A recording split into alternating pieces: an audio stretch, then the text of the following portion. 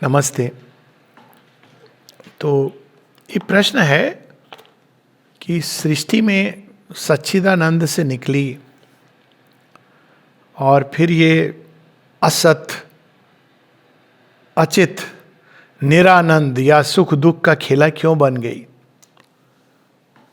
आखिर जब सृष्टि का प्रारंभ हुआ तो भगवान को तो सब पता है, सर्वज्ञ है, सर्व सक्षम भी है। तो उनको अपनी सर्वज्ञता लगानी थी, उनको तो पता होना था कि हम ऐसे गड्ढे में ये गिरने वाली है सृष्टि, ये कर सकते थे वो। और वो सर्व सक्षम भी है, हमको हाथ पकड़ के रोक सकते थे।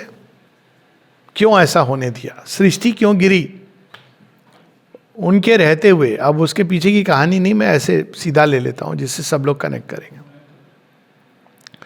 तो यहां पर आती है ये बात माया की, जिसके बारे में कहा जाता है। तो माया क्या करती हैं, वो जो अनंत हैं, पहला काम क्या है, उनको नाम रूप, क्यों वो अनेक बनना चाहते हैं। एक हैं, अनंत हैं, एको हम अनंतो हम, लेकिन साथ में क्या, एको हम बहुश्याम। अब एको हम बहुश्याम, तो वो मॉक प्ले तो हो नहीं सकता है कि वो देवी देवता मेरे से निकले फिर वापस कोलैप्स कर गए, जैसे होता है ना, वो दिखाते हैं आप। विश्व रूप में सारे देवी देवता निकले, वापस उनमें समा गए। वो तो दिव्य प्रकृति है, दिव्य, वो सृष्टि नहीं हुई ना, मैनिफेस्ट नहीं हुआ। तो इसलिए प्रारंभ क्या होता है, आती हैं भगवान अपने अंदर से, अपनी ही योग माया से प्रकट करते हैं एक ऐसी शक्ति जो अनंत को सीमित और शांत करने की उसके अंदर कैपेसिटी हो। तो वो क्या करती हैं, आप देखिए, आप भगवान के अंदर ये सारे देवी देवता हम लोग देखते हैं ना विश्व रूप के दर्शन में। तो आप उसको एक सेकंड के लिए एक किसी को ले लें, ज्ञान, आनंद, सत, चित, उसी को ले लेते हैं। सत, चित, चित के अंदर ज्ञान भी है, चेतना, अवेयरनेस, सब कुछ उससे जाना जाता है। और तपस, शक्ति भी है, और आनंद भी है। अब अलग अलग हो गए, सत, चित, तपस, आनंद। लेकिन अभी सबको पता है कि हम तो है तो एक ही, कोई समस्या नहीं है। अब माया कहती है यहाँ तक नहीं, अभी और। अब सत को कहा, अब आप क्रिएट, मैं आपके साथ बैठूंगी और आप क्रिएट करो एक एम्पायर। तो ब्रह्मा जी के साथ ब्रह्माणी बैठ के ब्रह्मलोक क्रिएट करती हैं। शिव जी के साथ शक्ति बैठकर शिवलोक या शिवपुरी या कैलाश क्रिएट करती हैं। विष्णु कॉन्शियसनेस, उनके साथ माता लक्ष्मी बैठकर वैकुंठ क्रिएट करती हैं। और श्री कृष्ण के साथ आनंद लोक, जहाँ राधा और श्री कृष्ण का आनंद लोक। तो यहाँ भी नेक्स्ट लेवल तक कोई समस्या नहीं है। लेकिन समस्या है क्योंकि ये बहुश्याम नहीं हो रहा है। इन सबको पता है कि हम उस एक से हैं। अब भगवान है ना, खेल भी खेलेंगे कौन सा एक्सट्रीम गेम। तो अब क्या होती है, माया के अंदर ही से एक और, वो बिकॉज दे आर, वो आनंद में, वो लोग क्रिएट कर दिया उन्होंने, बस वहाँ सब अच्छा हो रहा है। लेकिन एको हम बहुश्याम का ये अर्थ नहीं है। अब श्री कृष्ण अपनी जगह पर हैं और विष्णु भगवान अपनी जगह पर हैं। हम कह सकते हैं कि वो एब्सोल्यूट ब्रह्मन है, वो है। लेकिन यहाँ बात हो रही है कि हर एक अंश, नंदी और लेट से शिवलोक में वासुकी, ये सब अपने ब्रह्मत्व को रियलाइज करें। तो अब क्या करती है नेक्स्ट लेवल पे, वो जो माया है, विद्यामयी माया, महामाया जो भगवान ने अपने अंदर से प्रकट की थी, वो अपने ही अंदर से एक और अविद्यामयी माया को प्रस्तुत करती हैं। अविद्यामयी माया का क्या नाम है, क्या कार्य है, वो अब ऐसे एक्ट करती हैं चेतना के ऊपर, इन सब क्रीचर्स की, कि उनको लगता है हम अलग हैं, हम अपने आप में शक्तिमान हैं। अब क्या हुआ, शिव का एक शिवत्व है जहां वो जानते हैं I am one with the supreme. Shiva का एक शिवत्व है जहां वो अब अपने आप को भूल जाते हैं। उसे शिव पुराण में कहानी आती है, ब्रह्मा जी का सिर भी काट देते हैं, ब्रह्मा जी भी स्वयं को भूल जाते हैं और क्रिएशन पर मोहित हो जाते हैं। आती है ना ये सारी कहानियां। विष्णु भगवान स्वयं को भूल जाते हैं और वो चले जाते हैं उस लोक में, इत्यादि इत्यादि। तो अब ये क्यों होता है कि एक वेल माया ऐसे प्रतीत करवाती है कि each of them is separate and unique, supreme in their own right. अब वो एक बार ये वेल आ गई, इवन ग्रेट गॉड्स बच नहीं पाते हैं उससे। हर एक समझता है कि अब मैं ही हूं परमेश्वर, परमात्मा, पार ब्रह्म। और भगवान कहते हैं ठीक है, वो वेल जानबूझ के उन्होंने ही लगाई है। अब वो जब अपनी सृष्टि क्रिएट करते हैं तो आप देखिए अब धीरे धीरे क्या हुआ, वो उनकी अपनी किंगडम बनी। किंगडम में अब आगे आगे जाके नहीं हम तो इसको बिलोंग करते हैं, अब वही जो आनंद है उनकी किंगडम धीरे धीरे धीरे विस्मृत होती हुई, सेपरेट होती हुई कहाँ पहुंच गई, दूर दराज, ओरिजिन से कट ऑफ हो गई। कट ऑफ हो सकती है, नहीं हो सकती है, प्रतीति होती है। और प्रतीति होती है तो वो सोचती है मैं तो असहाय, मुझे तो अब आनंद नहीं निरानंद, अब मुझे आनंद चाहिए, क्योंकि है तो वही और ढूंढ रहा है वो निरानंद हो करके धरती पर आनंद का अंश कहाँ मिलेगा, तो वो इसमें ढूंढता है, मट्टी में ढूंढता है, जल में ढूंढता है, वायु में ढूंढता है, व्यक्तियों में ढूंढता है, पेड़ों में ढूंढता है। यही है ना भूलने की कहानी। अब इसको एक ह्यूमन एनालॉजी के साथ हम लोग देखें। अब अगेन ये माता पिता बच्चे का ना बहुत परफेक्ट, क्योंकि वो प्रकृति में सारे चीज़ें, प्रकृति में एक वेद है, आप उसको पढ़ लेंगे तो वेद सारे रहस्य उसमें छिपे हुए हैं। तो माता पिता पहले बच्चे को कंसीव करते हैं। कंसेप्शन कहाँ करते हैं? बायोलॉजिकल प्रोसेस हम लोग को सिखाई जाती है, how babies are form. This is utter nonsense. और हमको ये सिखाना चाहिए कि कंसेप्शन यहाँ होता है। बायोलॉजिकल यूनियन के पहले कोई भी समझदार माता पिता प्लान करते हैं बच्चे का, तैयार करते हैं खुद को भी। ऐसे नहीं होता है कि बच्चा एक, यही सिखाते हैं ना स्कूलों में, हमारे भारतवर्ष में भी कंसेप्शन, और यूज भी वर्ड करते कंसेप्शन। तो कंसीव पहले वो कहते हैं हाँ एक बच्चा आना चाहिए, घर हमारा तैयार नहीं, कैसा होना चाहिए, वो जो उनको आनंदित करेगा। गाना है ना वो, तेरा नाम मेरा नाम करेगा रोशन, जग में मेरा राज दुलारा, ऑल दोज थिंग्स। वो खैर वो ईगोइस्टिक चीज़ है, लेकिन उनका कंसेप्शन क्या होता है, जो वो है उसी को हाईएस्ट मान करके वो कंसीव करते हैं हर एक माता पिता।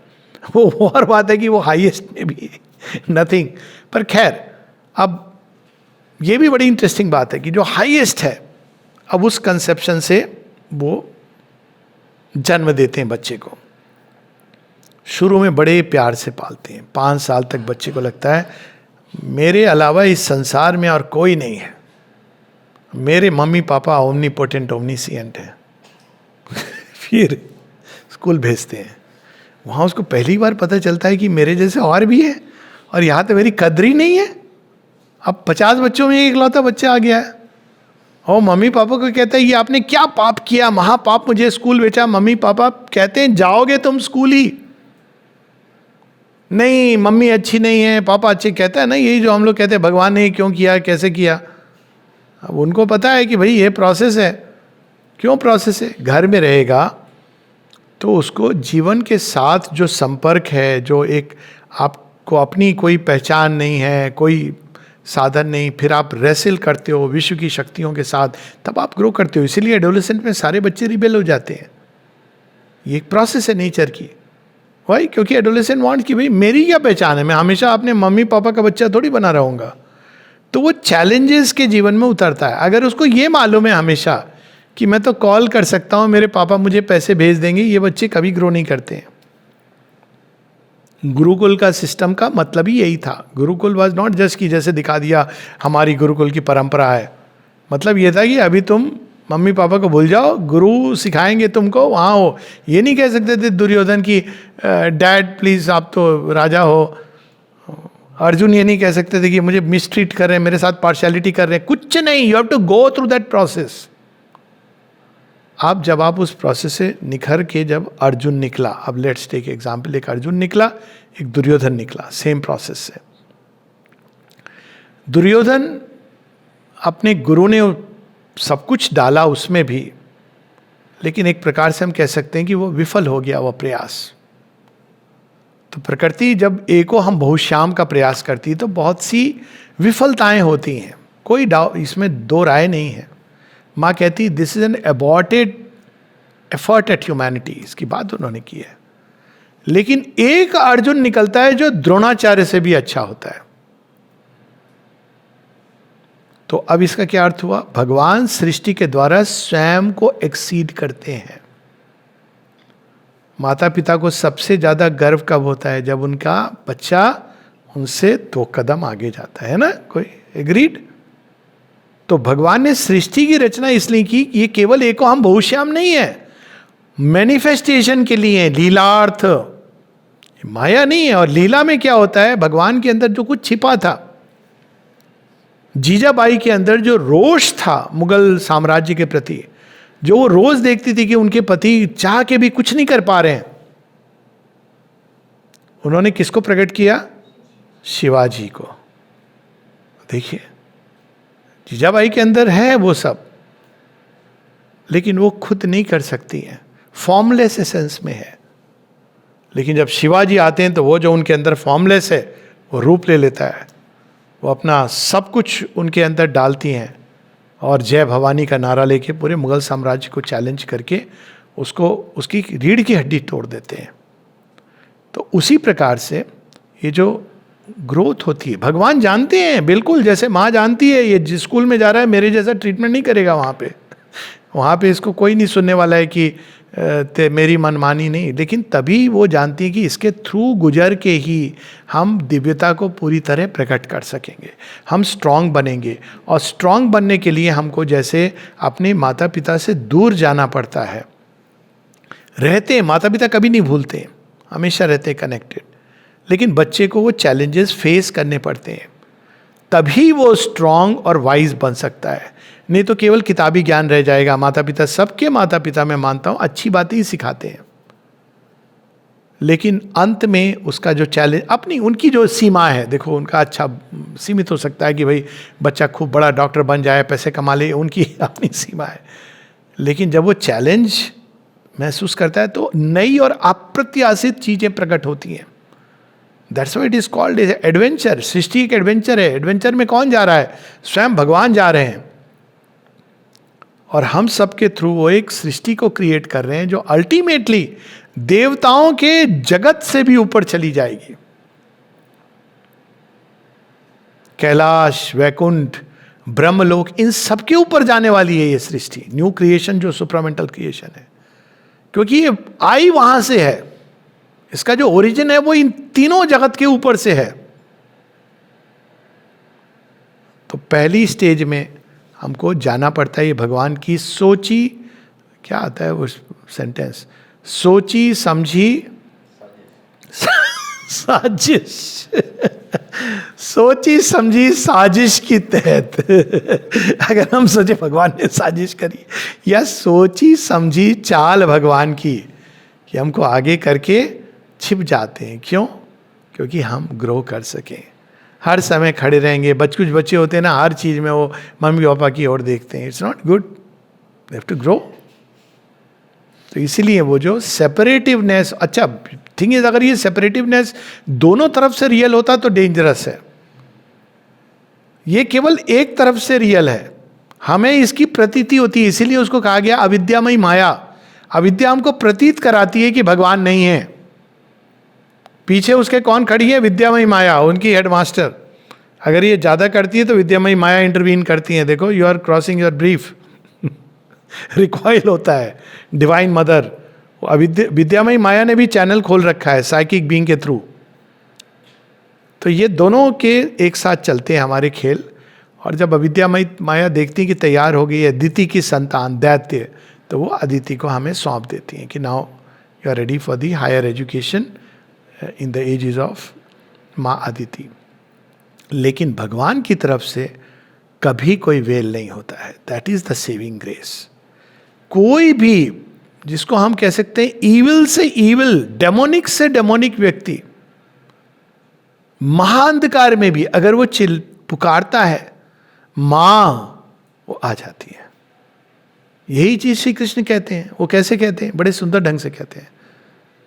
वो कहते हैं कि जो जिनकी आसुरिक नेचर की होती है, उनको मैं और आसुरिक जन्म में बांधता जाता हूं। अब लगता है बड़ा अजीब है, तो आप पनिश दे रहे हैं, लेकिन ये पनिशमेंट नहीं है।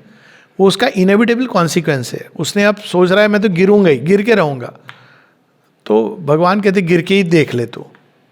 क्यों कहते हैं? क्योंकि वो पावरफुल है, उनको पता है कहीं भी चला जाए मैं खींच लूंगा।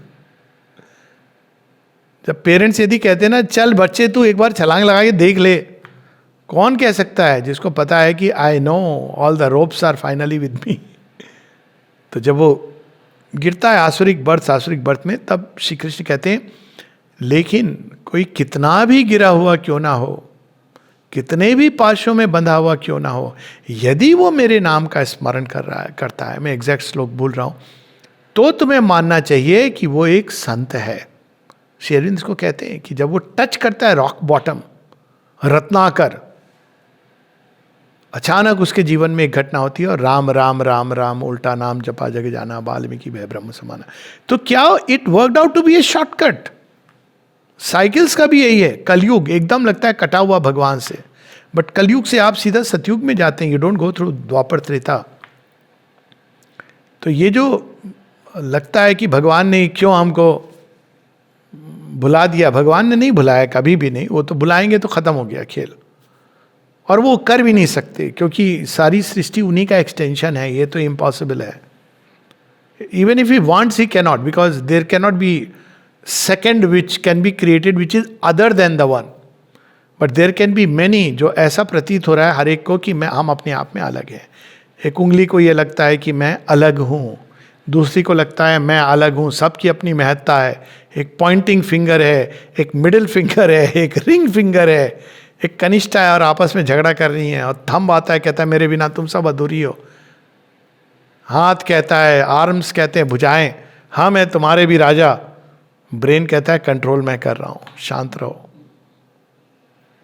तो उसी प्रकार से, लेकिन इन सबको अपना अपना फंक्शन दिया गया है ताकि वो डेवलप करें। हर एक की अपनी एक्सरसाइज है जिसके थ्रू ईच वन डेवलप्स, फिर वो हार्मोनी क्रिएट करती हैं आपस में।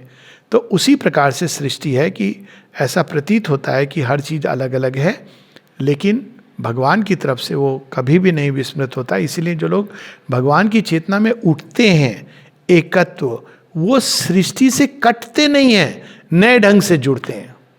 कैसे जुड़ते हैं? जैसे भगवान जुड़े हुए हैं, एकत्व से जुड़े, तब उनको खेल का मजा आता है। वो ये नहीं कहते मैं तू। इसीलिए ईशुपनिषद कहती है अविद्यांच विद्यांच यस्त द्वेदो भयम सहा। अविद्या क्या है? मैं अलग हूं, तुम अलग हो, भगवान तो है ही नहीं। विद्या क्या है? कि केवल एक सत्य है। और दोनों को रिकंसाइलिंग ट्रूथ क्या है? एक है लेकिन इन अनेक में रूपों में खेल रहा है।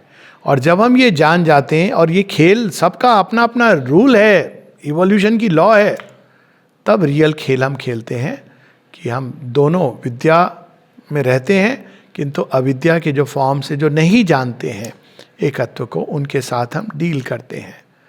और ये प्रोसेस के लिए मृत्यु बनाई गई है। अविद्यांच मृत्युम तीर्थवा विद्याम अमृतम विद्यांच अमृतम अश्नुते।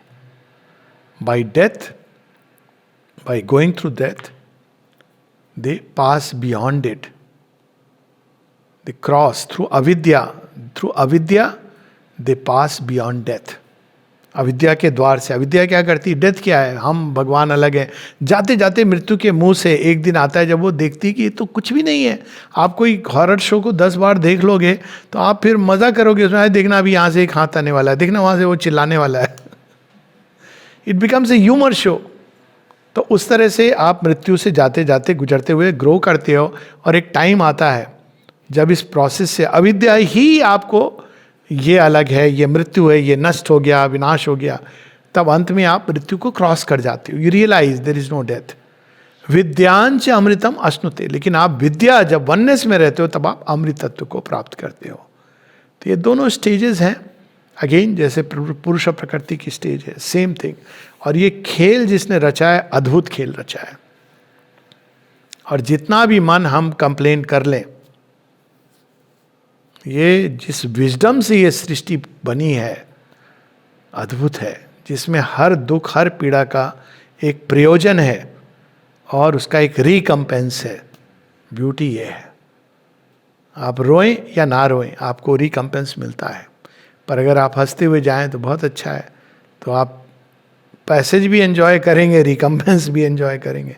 रोते हुए जाएंगे तो अंत में जब रिकम्पेंस मिलेगा तो आप कहेंगे ये क्या, इतनी पीड़ा के बाद मुझे थोड़ी सी शांति दे दी।